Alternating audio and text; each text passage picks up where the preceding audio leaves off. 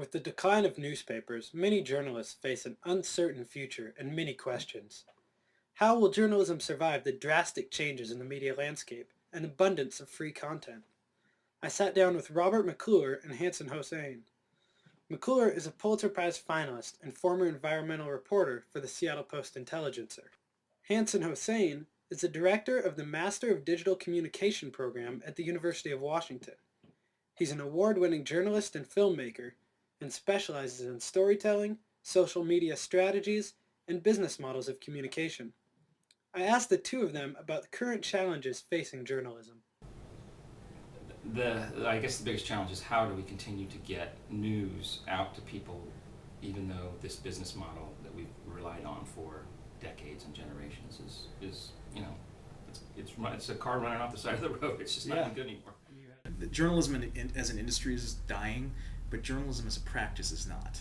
And so the question is, if you're going to do it as a practice, how much do you want to get paid for it? But being a journalist is about being curious. It's about being in the question business and being in the fact business. So ask good questions and gather facts. I mean, that's still basic journalism, and so I don't think that really is changing.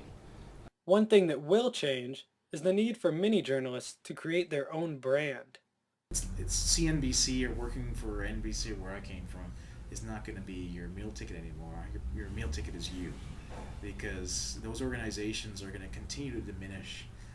But the people who are practicing and who need to provide credible information to the world, that's not going to diminish. And if you've got that credibility, if you've got that brand, you can do that at any level, at a Twitter level, at a blog level, or at a broadcast level. Because people will trust you and believe you based on what you say, not because of the organization you came from. In order to build that trust, it's important not to hide your motivations. So forget about objectivity.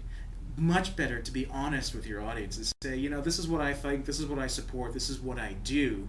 So please take that into account when you hear from me. And I think that honesty and transparency is going to go a lot further than any pretend objectivity. With that in mind, exciting new models of communication are emerging. I think sort of the classic non-profit journalism experiments that are going on right now are Voice of San Diego. It's donor-funded in San Diego, and it was started, I think, primarily by one philanthropist, and some of his buddies. But I think they've gotten a much broader buy-in from the public there. MinPost, they, I think, also are getting a lot of foundation funding, but they also are kind of like us. They have like thousands of small donors. Right. We don't have those yet, but that's what we hope to get. ProPublica. And I can't leave out Grist either, grist.org. They started out with a lot of philanthropic funding, and they're still getting some foundation funding, but they're getting advertising, and they have members who send them money.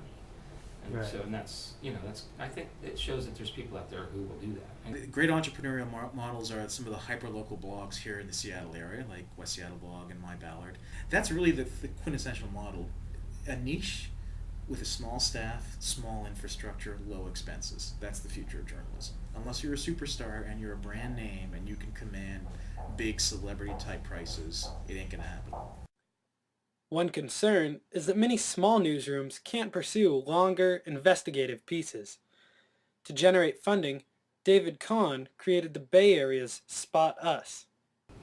the concept there, of course, is that the reporter says, I want to do a story, puts up the story idea online, and then people fund him. That's how I understand it. And I think that's great, but I don't think it's ever going to be a huge.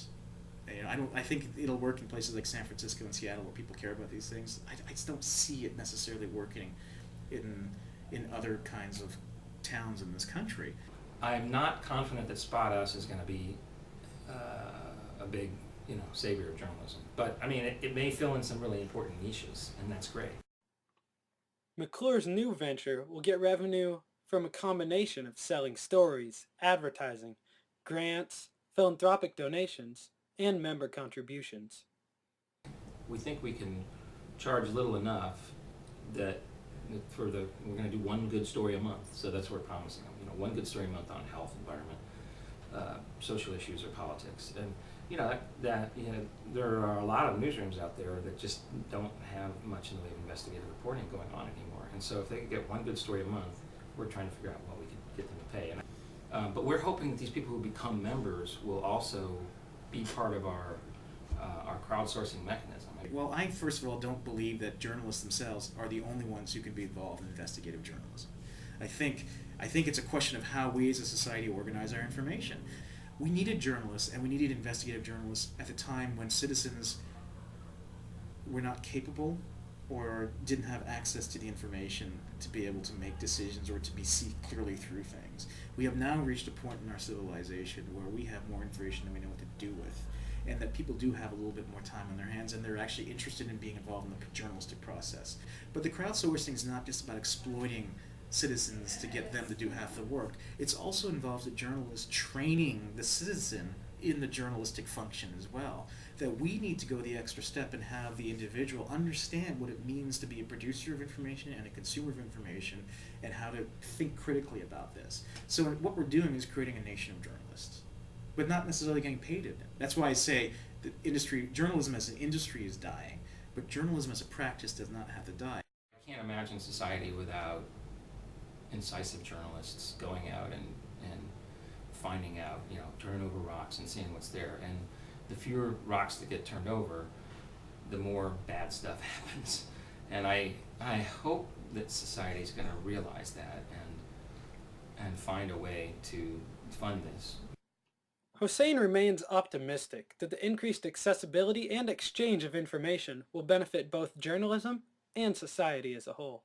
In fact, we might be heading into the golden age of journalism as a practice, because we have journalists who may continue to find a way to do it for a living, but then we have citizens who should also be involved in the process.